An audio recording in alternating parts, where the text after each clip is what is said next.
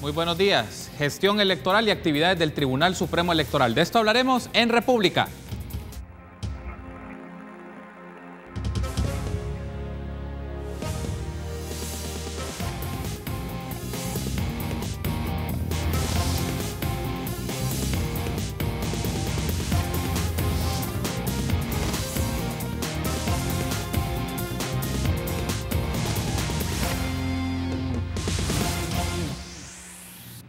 Muy buenos días, qué gusto que nos acompañe en una nueva edición de República. Les saluda Carlos Monterrosa, es un agrado que esté con nosotros por la mañana de este jueves 23 de agosto del año 2018, ofreciéndole a usted diversos temas de la realidad de nuestro país. En esta ocasión lo haremos en esta primera parte sobre la dinámica electoral. Hablaremos un poco de la gestión electoral, de las recientes actividades que está desarrollando el Tribunal Supremo Electoral concerniente a los partidos políticos, al proceso también que se vislumbra de campaña electoral y todo el cumplimiento de las actividades consignadas en el calendario electoral. Es un gusto para mí recibir a Miguel Ángel Cardosa, magistrado propietario del Tribunal Supremo Electoral. Buenos días, magistrado. Bienvenido. Qué gusto volver a encontrarnos. Carlos, buenos días. Muy amable por la invitación y saludos a todos los amigos y amigas. Gracias por estar conmigo temprano por la mañana, magistrado. Iniciemos un poco con esto. Tenemos varios temas que desarrollar y en esta primera parte me gustaría que hablemos un poco de las actividades más coyunturales concernientes a los partidos políticos y que tienen que ver con la tarea del Tribunal Supremo Electoral. La semana pasada el organismo colegiado, entiendo, tenía en su agenda discutir la solicitud presentada de cancelación del Partido Arena ante las declaraciones que brindó Elías Antonio Saca en el juicio que llevan por peculado y lavado de dinero y la mención que se ha hecho que parte de ese dinero llegó al Partido Arena mientras él estaba en el ejercicio de, en este caso, de la presidencia de la República. Pero en función de esto le consulto, magistrado, hasta el momento, ¿cuáles han sido los puntos que han marcado la discusión sobre este tema ante el organismo colegiado? Bueno, efectivamente el organismo colegiado recibió una solicitud de cancelación del Partido Arena a partir, según menciona el solicitante en su escrito, a partir de esa confesión que se dio en el marco de un proceso penal, al cual desde luego el tribunal no tiene acceso a ello. Sin embargo, en una aplicación, así lo entiende el solicitante, del artículo 47, letra C, que dice que cuando se recibe fondos del Estado, más bien cuando se ocupan medios del Estado, medios de difusión como imprentas o medios que son administrados por el Estado, da lugar a una causal de cancelación del partido político. El tribunal ya conoció la solicitud, tuvimos una primera discusión al respecto y hemos decidido trasladarla a la unidad jurisdiccional para que se prepare el proyecto correspondiente. Ahí hay que aclarar algunas cosas. Primero, que como se trata de una especie de sanción, la cancelación de un partido político y aplicando las reglas del procedimiento administrativo sancionador que tenemos las administraciones públicas, el principio de tipicidad es fundamental. Quiere decir que el artículo que yo voy a utilizar para sancionar a alguien tiene que estar claramente tipificada la conducta que yo estoy sancionando. Ese es un aspecto importante en este tema. Y el otro aspecto importante es que la prueba sobre la cual se está basando el reclamo de cancelación de un partido es una prueba que se está virtiendo en un proceso penal, que el tribunal no tiene acceso a ello. No sabemos si realmente esto ya ha sido confirmado o ha sido dado, por cierto, por el juez correspondiente de la causa. Sí. Y en su momento, desde luego, si eso es así y que llega a establecerse esa circunstancia, probablemente sea el fiscal general quien lo lleve al tribunal o sea el mismo juez de la causa o a petición del mismo tribunal. Entonces, estamos en fase de estudio en este momento, iniciando el estudio del caso correspondiente. El tribunal en algún momento tendrá que pronunciarse. Uno de los puntos que ha mencionado, magistrado, y me parece relevante, es el tema de cómo se conecta, cómo se articula la demanda o la solicitud interpuesta por esta persona ante el tribunal con las características del artículo, es decir, en qué radica a nivel legal, porque uno de los puntos puede aparecer es que puede resultar poco acertado o poca vinculación que tenga con la solicitud respecto al artículo que lo ampara, porque si se puede dar a una interpretación de que más bien va por otra lógica y no necesariamente a esto, pero también lleva a esta pregunta: ¿qué otra disposición del marco normativo, electoral o no electoral, puede disponer el Tribunal Supremo Electoral para sustentar su análisis o su lectura jurídica sobre esto? Sí, lo que pasa es que en estos casos hay que recordar que situaciones como esta, la que se está discutiendo, con la nueva legislación de partidos políticos, sí existe el mecanismo para descubrir eso. que es el mecanismo del financiamiento de los partidos políticos, que ahora con la nueva ley de partidos les obliga a presentar sus balances contables en el Tribunal Supremo Electoral y que el tribunal los analice. Ahora sí puede encontrarse, tenemos ese mecanismo de información que no lo tenía antes el Tribunal Supremo Electoral en años anteriores, sino que a partir de la nueva ley de partidos. Y efectivamente quiero subrayar el tema del procedimiento administrativo sancionador y especialmente la aplicación del principio de tipicidad que le obliga al que va a sancionar a algún ciudadano, porque una sanción implica un detrimento de derecho constitucional, ya sea en la libertad o en el patrimonio de una persona, ya sea que se le mande preso o se le impone una multa.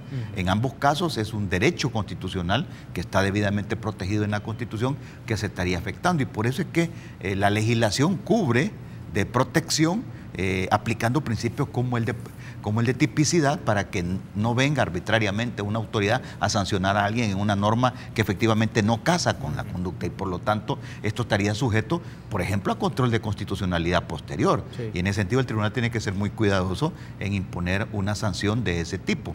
Incluso últimamente con la nueva ley de la jurisdicción contenciosa administrativa hemos tenido, en casos de aplicación de sanciones del Tribunal Supremo Electoral, ya hemos tenido reclamos en el ámbito del contencioso administrativo. Entonces también estamos siendo objeto de control de legalidad por parte del contencioso administrativo. Entonces el tribunal, para tomar una decisión de esta, tiene que estar muy convencido de que efectivamente la conducta es típica y que puede utilizar esa disposición para sancionar. Antes de cambiar a otro tema y finalizo esta pregunta inicial, magistrado Cardosa, es: particularmente el organismo colegiado le va a solicitar o le va a requerir información al fiscal general de la República del proceso que se está desarrollando del caso de Elías Antonio Saca sobre lo que le atañe al Partido Arena en específico, para que sean los insumos tanto del organismo colegiado como de la unidad jurisdiccional para emitir luego su resolución o su análisis que van a hacer de este caso? Eso es parte del análisis que estamos haciendo, porque yo diría que primero hay que ver la tipicidad, si realmente tenemos nosotros la puerta abierta para entrar a recorrer esa ruta. Si es así, el siguiente paso sería discutir: ¿esperamos el informe fiscal?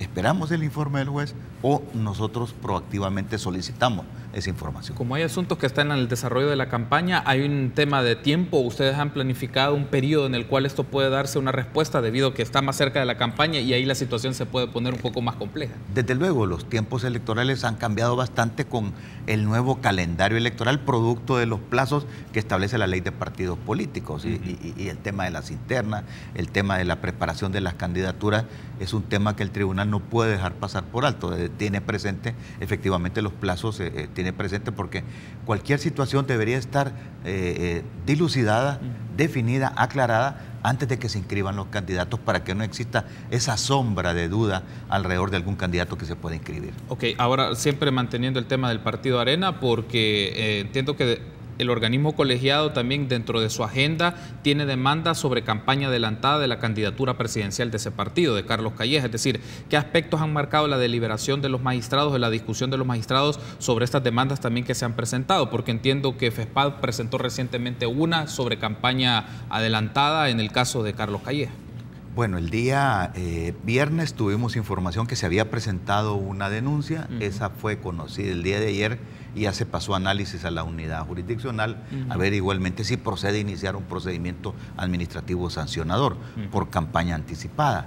Igual ayer, a la salida de la reunión, se me informó que se había presentado otra denuncia adicionalmente, probablemente sea la que usted menciona, la de FEPAD, no estoy seguro de ello, pero sí que había otra denuncia, la cual eventualmente será conocida en sesión de organismo colegiado. Siempre se manda análisis a la unidad jurisdiccional para que se preparen los proyectos correspondientes, y probablemente la próxima semana estemos conociendo ya algunos proyectos para dar inicio. En estos casos, pues ya hay suficiente jurisprudencia del Tribunal Supremo alrededor de lo que significa una propaganda electoral, porque la Constitución mantiene el plazo de que no puede haber propaganda electoral para la presidencial, sino hasta 4 meses antes de la celebración de la presidencial.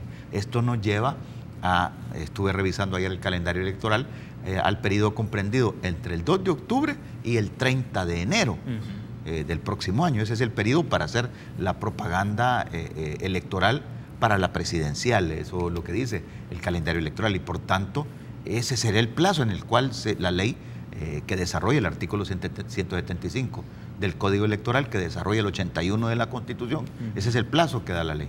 Entonces, si tipifica la conducta que se nos ha denunciado como propaganda electoral, el tribunal que tendrá que proceder a iniciar el procedimiento administrativo sancionado. ¿Qué pasa en este caso? Solo para efectos de que lo sepa nuestra audiencia, magistrado, entiendo que en noviembre de 2017 Carlos Calleja fue sancionado por un tema de campaña adelantada, por otras circunstancias, pero ¿qué pasa si se reitera con esta práctica, ya sea para este candidato como otros candidatos que están violentando el marco legal, si así lo estima el organismo colegiado en estas nuevas demandas, porque el periodo que usted menciona es muy claro, del 2 de octubre hasta el 3 de enero del 2019 para hacer la propaganda y la divulgación, pero en redes sociales se puede ver videos, spot, posicionamiento de la imagen de estas personas. Entonces, ¿qué pasa cuando se vuelve una práctica reiterada y no dentro del calendario? Bueno, primero déjeme darle mi opinión al respecto. Yo creo que llegó el momento que ya la clase política salvadoreña se ponga a discutir seriamente ese tema.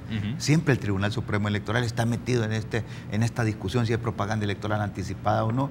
Yo entiendo muy bien la necesidad ciudadana de estar informado sobre las propuestas que presentan sus candidatos. Sí. Yo estaría de acuerdo que eso sea revisado. Y lo dije en la campaña electoral para la elección del 2018, marzo de 2018. Hay que revisar esos plazos. La ciudadanía tiene el deseo actualmente y el ciudadano espera estar debidamente informado de cuáles son las propuestas. Y realmente los plazos son cortos, como para que no solamente a través de redes sociales, sino que a través de la comunicación directa de los candidatos le llegue la información a los ciudadanos. Sin embargo, el plazo constitucional se mantiene y como autoridad debo de aplicar la ley. Además, juré hacer cumplir la Constitución y lo estoy haciendo. En ese sentido, pues, creo que es el momento de revisar esto. Ahora, ¿qué pasa con la reincidencia? El Tribunal Supremo Electoral, en la facultad que le da la ley, no tiene más que la posibilidad de imponer para estos casos multa. En ese sentido, si hay reincidencia, lo que el Tribunal Supremo Electoral puede hacer es, en su dosimetría sancionadora, al momento de ver cuál cantidad, qué es lo que se va a imponer, habrá que revisar cuál fue la multa que se puso en ocasión anterior y debe de subirse esa multa, va subiendo en la medida en que se va haciendo reincidente en el caso. Entonces, en principio, eso es lo que puedo ver de las disposiciones. Habrá que profundizar un poco si por ahí existe alguna norma que permite otra sanción, pero hasta ahora lo que la posibilidad que le da la ley es multa. Antes de irme a la pausa, solo le consulto este punto, magistrado, hasta el momento, ¿cuántas denuncias ha recibido el Tribunal Supremo Electoral sobre campaña adelantada y hacia quiénes, a qué partidos y candidatos se ha interpuesto esas denuncias? Lo que pasa es que hemos tenido denuncias, como se han traslapado los dos procesos electorales, no hemos todavía finiquitado denuncias del proceso anterior cuando empezamos, incluso ni siquiera habíamos iniciado, no habíamos terminado ni siquiera con el tema de declarar firmes los resultados de la elección 2018 cuando ya teníamos casos que podían coincidir con la elección 2019. Pero directamente ya de esa fecha para acá, hemos, si mal no recuerdo, hemos recibido 2 denuncias directamente. Estas son las últimas que han entrado para el caso del partido Arena. No tengo conocimiento, o más bien no se me viene a la mente si existe dentro de las otras que tenemos, porque tenemos varias pendientes todavía, existen algunas que tengan que ver ya con propaganda presidencial propiamente dicho, pero las que son más recientes son estas 2. Perfecto, tenemos que hacer entonces una pausa y seguimos hablando de estos temas electorales. Regresamos.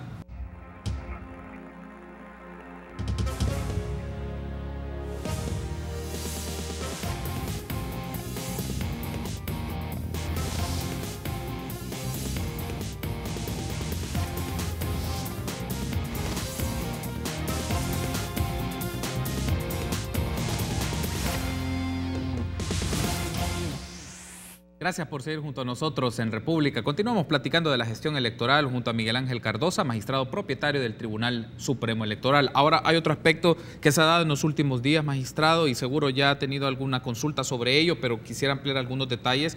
El partido Gana modificó su bandera, sus emblemas y sus colores. Esto para efectos, en principio, para la papeleta, ¿no? Pero hay un asunto que para que lo conozca la ciudadanía y las personas que nos sintonizan en este momento, para efectos muy prácticos, ¿qué debe de notificar el partido Gana al Tribunal Supremo Electoral y qué asuntos debería de revisar el Tribunal Supremo Electoral en función de la papeleta para la competencia del próximo año en las presidenciales?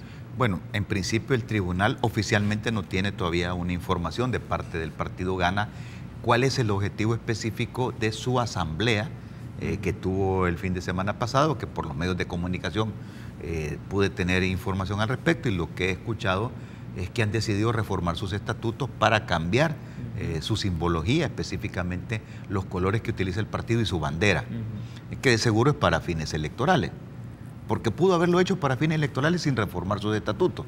A eso me refiero, que no sé oficialmente qué es lo que ha buscado el Partido Arena, pero si lo que hemos visto en los medios de comunicación es así, el partido Gana deberá de llevar al Tribunal Supremo Electoral la solicitud de reforma de sus estatutos, porque en el registro de partidos políticos los estatutos aparecen como una información oficiosa disponible a la población. Sí. O sea, el partido político realiza una función de intermediación de los ciudadanos con el poder, o sea, representa el interés de cierto grupo de ciudadanos que apoyan esos ideales de ese partido político, y por lo tanto la simbología, la marca, el color que el partido ocupa es importante para que yo, ciudadano, me identifico con esa divisa, y por lo tanto debe de irse a presentar la reforma de los estatutos para que pueda modificarse el registro del partido político y que pueda aparecer como tal, porque es una información oficiosa que está accesible a la población. En ese sentido, deberá llevar la solicitud del partido Gana al Tribunal Supremo Electoral con los estatutos, la modificación que hacen, y desde luego llevar el pantón correspondiente del cambio de color y la bandera que será utilizada a partir de este momento. El tribunal tendrá que verificar primero cumplimiento de requisitos internos, porque la reforma estatutaria aparece regulada en los mismos estatutos internos de los partidos políticos. En ese sentido, el tribunal te verifica que efectivamente se está cumpliendo con esa regulación interna. Segundo, si se cumple con la regulación de la ley de partidos políticos y de código electoral, el ordenamiento jurídico electoral salvadoreño. En ese sentido, revisar esos requisitos del tribunal. Al verificar que se ha cumplido con esos requisitos, puede proceder a autorizar la reforma de los estatutos y a modificar el registro de los partidos políticos. De los temas que pudieran ser sujetos de discusión es precisamente la tonalidad que se ocupa de los colores, porque la ley la ley de partidos políticos habla de colores similares, el mismo color o similares, dice, a otros partidos políticos. En el espectro de los partidos políticos salvadoreños usted mira muchas combinaciones de colores y por ejemplo, se utiliza el azul, se utiliza el celeste, el partido Vamos utiliza una tonalidad muy similar. En ese sentido, pues eso es lo que analiza el Tribunal Supremo Electoral. Y una de las cosas que se puede dar, tal vez en este momento no se vislumbra, pero eventualmente puede ocurrir, es cuando se rifa el posicionamiento en la papeleta. Y cómo puede quedar el tema de, pues, no son los mismos colores, pero como tienen tonalidades y gradualidades, puede generar una discusión entre los partidos que se parecen, es que puede influenciar al voto. Es decir, como también un aspecto que en principio se puede ver muy práctico, muy técnico, pero puede generar o puede desarrollar ciertas implicaciones políticas y de debates entre los representantes de los partidos, cómo están posicionadas en la papeleta y los colores que tienen. No, Carlos, usted ha descrito una situación que ocurre en la realidad, que posteriormente, cuando ya el Tribunal Supremo Electoral convoca a los partidos políticos a revisar la papeleta, el diseño de la papeleta, que es a partir que en el mes de octubre, que nosotros abrimos la convocatoria de elección y se abre el periodo para inscripción de candidatos, ya cuando conocemos los candidatos que se han inscrito, los convocamos a crear el diseño de la papeleta.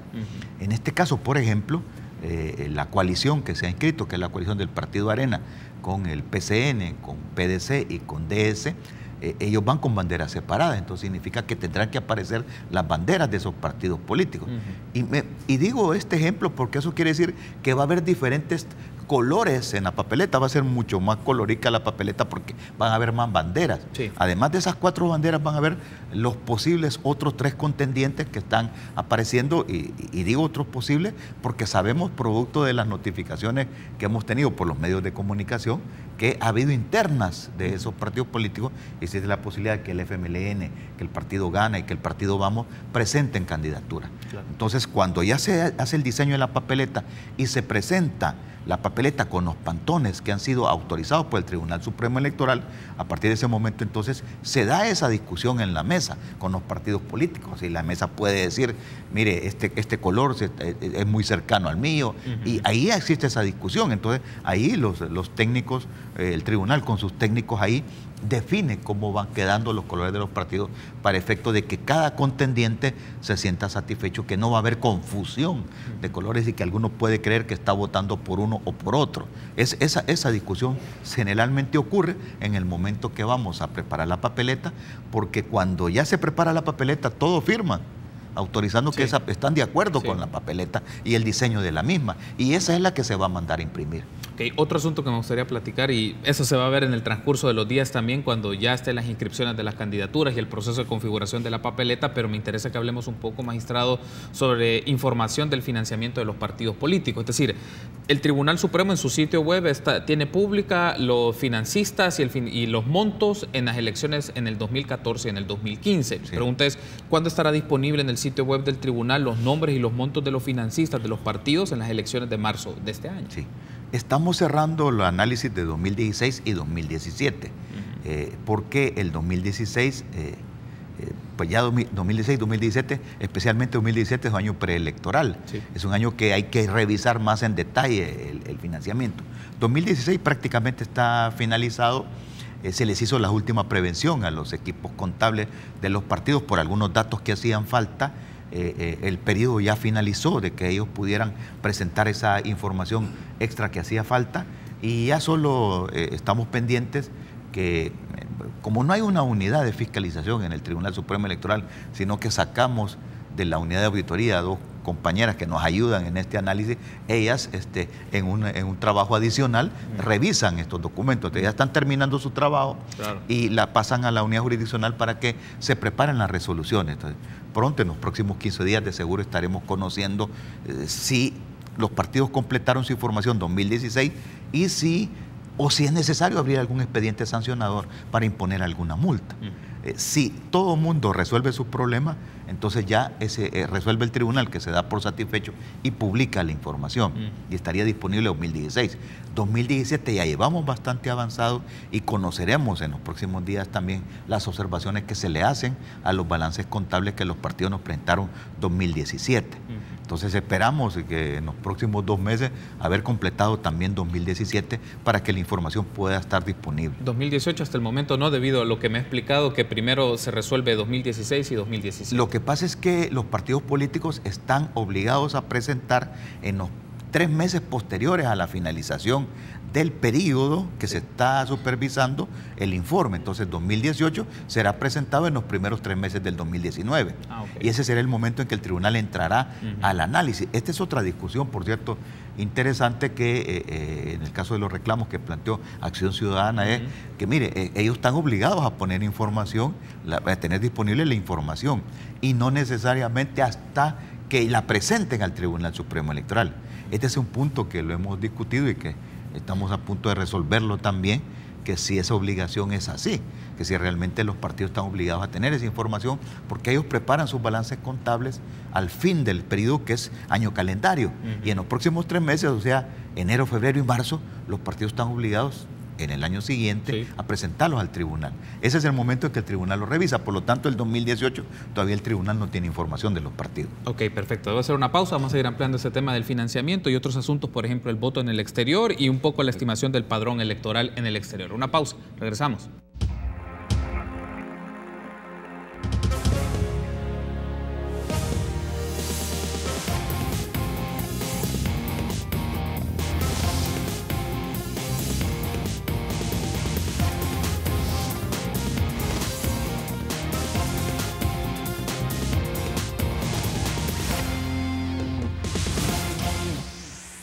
Último bloque de la entrevista que tenemos en la primera parte de República esta mañana de jueves con Miguel Ángel Cardosa, magistrado propietario del Tribunal Supremo Electoral, y estábamos hablando un poco del tema del financiamiento de los partidos políticos. Magistrado, le consulto esto. Me ha mencionado que ya están en proceso de revisión o finalización de esta etapa para los años 2016 y también va avanzado el 2017. En efectos muy particulares o en asuntos muy particulares, magistrado, ¿qué aspectos han podido detectar de esta revisión o de esta evaluación de las finanzas de los partidos políticos? Porque si hay algunos algunos movimientos que podrían resultar como fuera de lo usual o unos montos de financiamiento más marcados o algún tipo de financistas? ¿Qué han podido detectar? Bueno, siempre el tema del listado de financistas es un tema que siempre se discute. Digo esto porque para nosotros ese listado debe coincidir con el informe de donación en las declaraciones al Ministerio de Hacienda. Entonces siempre pedimos esa información para contrastarla. Entonces, a veces no hay unas coincidencias, a veces hace falta algunos recibos y por lo tanto no cuadran. Eso siempre es una discusión, el listado de financistas, porque acuérdese que el financiamiento para los partidos políticos es un financiamiento mixto en el caso de El Salvador, porque se recibe fondos del Estado y se recibe fondos de los particulares. En el caso del Fondo del Estado, es la Corte de Cuentas de la República la responsable de verificar esa información. En el caso del financista privado, es el Tribunal Supremo Electoral el responsable. Por eso es que ponemos mucha atención en eso. Hay otros partidos políticos que tienen mucha actividad, por ejemplo, en recaudar fondos a través de colectas. Sí. Que colectas que en los mitines que hacen o en cenas que hacen. Y entonces eso a veces puede ser como un hoyo por ahí donde entre otro tipo de financiamiento. Entonces ahí se les exige, conforme a la ley y al reglamento de partidos políticos, que presenten un reglamento para recaudar esos fondos, y el mecanismo tiene que ser el reglamento que ellos mismos han aprobado, y eso lo verifica el Tribunal Supremo Electoral. Esa es otra situación que generalmente ocurre. Pero en términos generales es la falta de algún recibo que no termina de cuadrar el balance.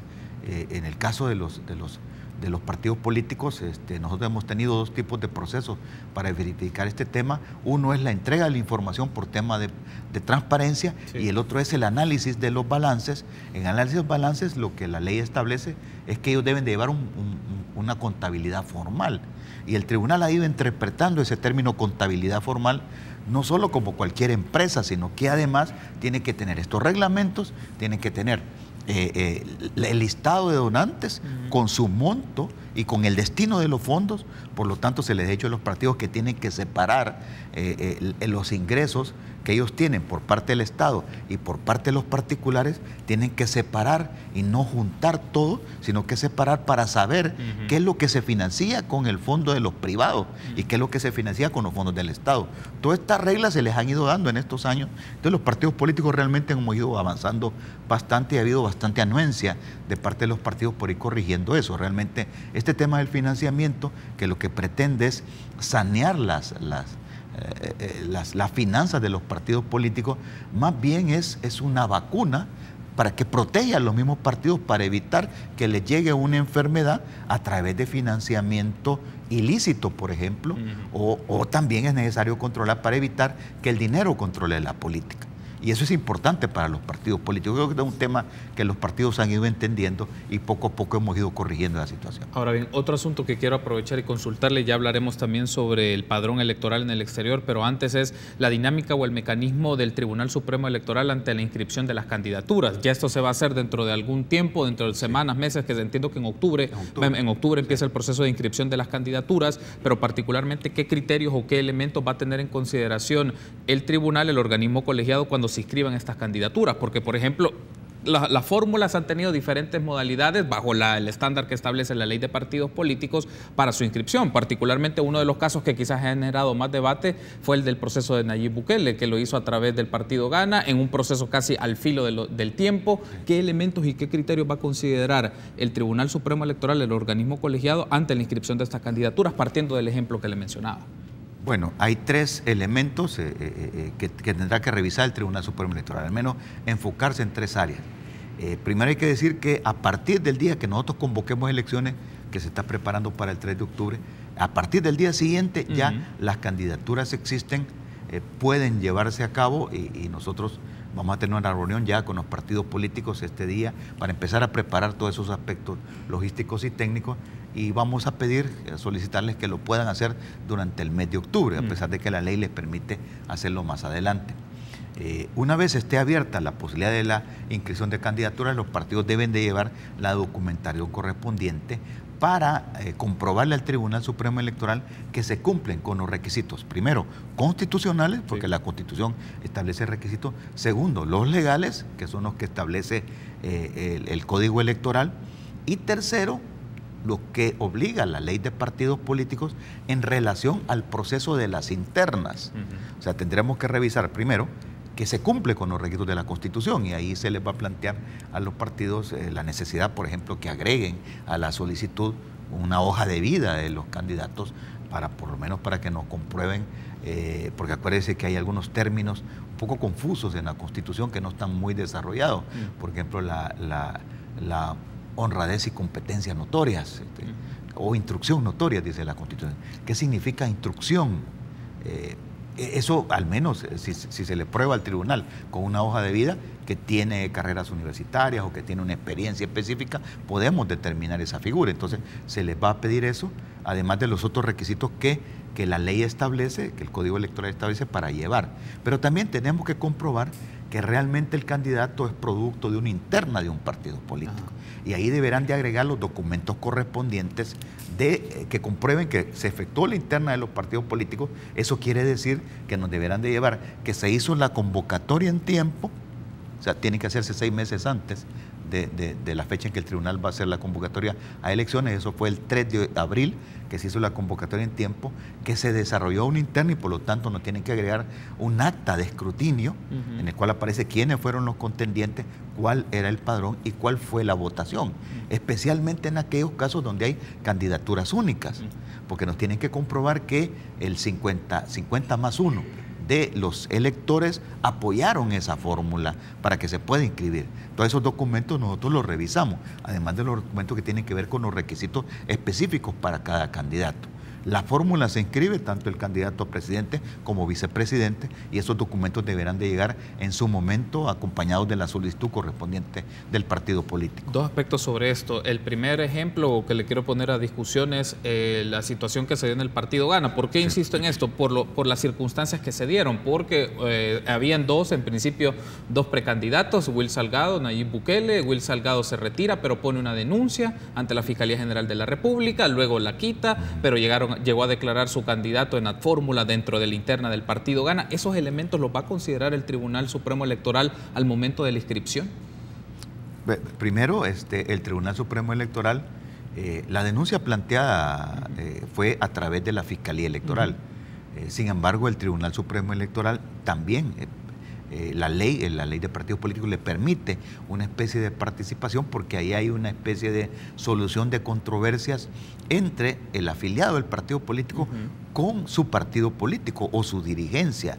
Esa figura de la solución de controversia la tiene la ley, y por lo tanto el tribunal puede entrar a conocer el año pasado, a partir de las internas que tuvieron para las candidaturas a consejos municipales y de diputados. También el tribunal participó en ese sentido, porque si bien es cierto, no hay una participación directa en las internas, porque el diseño legislativo es de internas, o sea, hacia adentro de los partidos, no es un diseño de primaria, por ejemplo, en donde el organismo electoral participa activamente. Aquí nosotros no tenemos información de lo que ha ocurrido, y la información la tenemos a través de dos vías. Una es cuando nos presentan los documentos para escribir, y la otra es cuando hay ciudadanos afiliados a los partidos que se sienten afectados con esa situación. O sea, el tribunal pudo haber participado si la denuncia hubiera sido directa a través de esa vía, una vez que se han agotado las instancias internas del partido político. Si esa situación que usted me está planteando aparece en los documentos que vienen presentados, pues el tribunal que tendrá que entrarla a conocer. Y si la inscripción, por ejemplo, de la candidatura se hizo en la sede de otro partido político, como ocurrió en el caso del partido Gana, la candidatura ahora de Nayib Bukele, que es su candidato a la presidencia. Como esta es una interna, habrá que revisar la regulación interna de los partidos políticos, si se cumplió. Por ejemplo, hay partidos políticos que en sus estatutos dicen que nadie puede ser candidato si no ha tenido, por ejemplo, 1 o 2 años de militancia con el partido político. Hay otros que no lo tienen. Habrá que ver, el partido Gana sus estatutos, si se cumplen esta figura, si se han cumplido. Eso sí lo tiene que verificar el Tribunal Supremo Electoral, tiene que verificar. No sé si dirá que la candidatura tiene que inscribirse en un lugar específico. Eso sí no lo sé, habrá que revisarlo también. Eso lo tendrá que revisar el Tribunal tribuna suprema electoral. Y pongo el otro ejemplo, en los casos particulares de las candidaturas únicas a la vicepresidencia, que tanto lo hizo el PCN, digamos, en este proceso de coalición, como lo hizo el FMLN. Entonces, ¿qué se va a revisar en detalle sobre estos procesos? Porque en el caso del Partido Arena y el FMLN, para sus candidatos a la presidencia hicieron una competencia, aparecieron dos propuestas, pero para la vicepresidencia fueron candidaturas únicas. Entonces, ¿qué elementos se va a observar sobre estos casos en particular? Sí. En ese caso, como hicieron las internas por separado, nos tienen que llevar las dos actas de escrutinio, y en el caso de las candidaturas únicas, lo que el tribunal debe verificar y debe de estar establecida en el acta de escrutinio de esa elección es cuántas personas participaron y cuál es el resultado del ganador, para determinar que efectivamente el 50% más uno apoyó esa candidatura, que es lo que se requiere para que la candidatura única pueda permear, pueda transitar, porque si hay otra candidatura, pues ahí la mayoría absoluta define, pero si es una sola candidatura, tiene que más del 50% de los electores deben de acompañar esa candidatura. Eso es lo que tenemos que verificar en el acta de escrutinio, y como en estos casos los partidos hicieron por separado, tienen que llegar las dos actas de escrutinio, una acompañando al candidato a presidente y la otra acompañando los documentos de los candidatos a los vicepresidentes. Ok, magistrado, cierro con este punto, nada más me resta un par de minutos. La estimación que se tiene del padrón electoral en el exterior y la relevancia que esto tiene, ¿no? Porque para las elecciones presidenciales suele aumentar la participación electoral, sí, y a nivel exterior, luego de las disposiciones y las modificaciones legales, ya es una opción. Entonces, para las elecciones presidenciales 2019, ¿cuánto estima que va a configurar el padrón electoral en el exterior? Y siempre se va a mantener solo en Estados Unidos, entiendo. No, hay que recordar lo siguiente, que para votar en el exterior puede votar cualquier salvadoreño que tenga DUI con dirección en el exterior y que esté vigente el DUI. Okay. Esa es la gente que puede votar. Por lo tanto, lo que se ha abierto en este momento es el periodo que tenemos, es un periodo de empadronamiento. Sí. Como el sistema de votación de votos del exterior que tiene El Salvador es un sistema epistolar o por correspondencia, es fundamental tener la dirección más próxima o más reciente del ciudadano, y por lo tanto, a través del empadronamiento que está ocurriendo en estos momentos, se le pide la información de cuál es su dirección próxima a donde le tendremos que mandar el voto para que pueda ejercer el sufragio. Entonces, primero, aquellos que tienen su DUI con dirección en el exterior y que su DUI está vigente, pueden empadronarse independientemente del lugar donde residan, independientemente. Lo que sí solo se puede hacer en los Estados Unidos, en los DUI centros, es sacar el DUI. Okay. O sea, el salvadoreño en el exterior solo lo puede sacar en los DUI centros en los Estados Unidos, o si viene a El Salvador y saca su DUI aquí con dirección en el exterior. Esa es la gente que puede votar. Hemos abierto el empadronamiento que finaliza el 6 de septiembre y hemos tenido ya algunas solicitudes.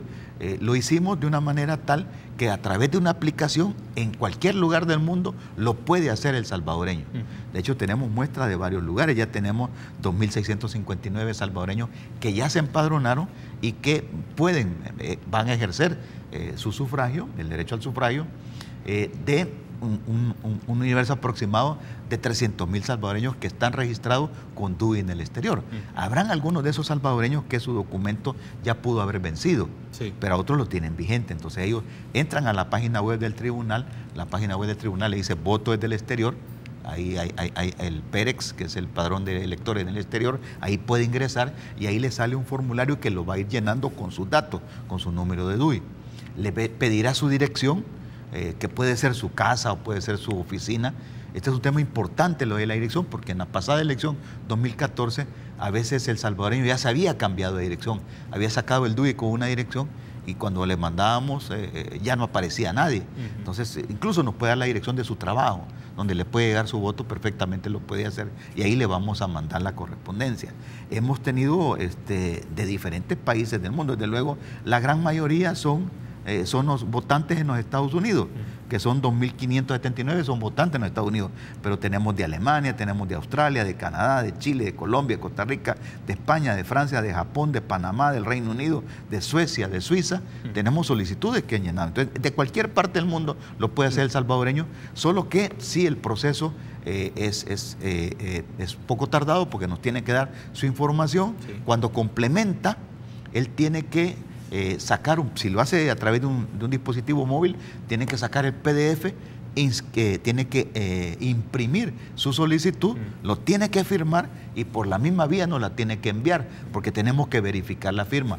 Hay que recordar que con esto estamos abriendo la posibilidad que se le mande un voto a una persona. Tenemos que estar seguros que la persona que le estamos mandando el voto, y por eso así está redactada la ley, es precisamente el titular del documento. Por eso es que se le pide ese documento. Yo he oído algunas quejas por ahí que está muy retrasado, que se atrasa mucho, que es complicado el mecanismo, que se tarda más de un mes en aprobarlo. Miren, la aprobación no importa cuando la hagamos, lo importante es que presenten su solicitud en tiempo antes del 6 de noviembre. Después nos quedaremos procesando la solicitud para que pueda estar incorporada al padrón. Perfecto, magistrado, quiero darle las gracias por haberme acompañado. Nos seguiremos encontrando en este espacio para ampliarnos detalles y circunstancias que se van dando sobre la marcha del calendario electoral y la gestión del Tribunal Supremo Electoral. Gracias por habernos acompañado, magistrado. A la orden, Carlos. Buenos días. Gracias por haber estado con nosotros. Una pausa, continuamos con más entrevistas.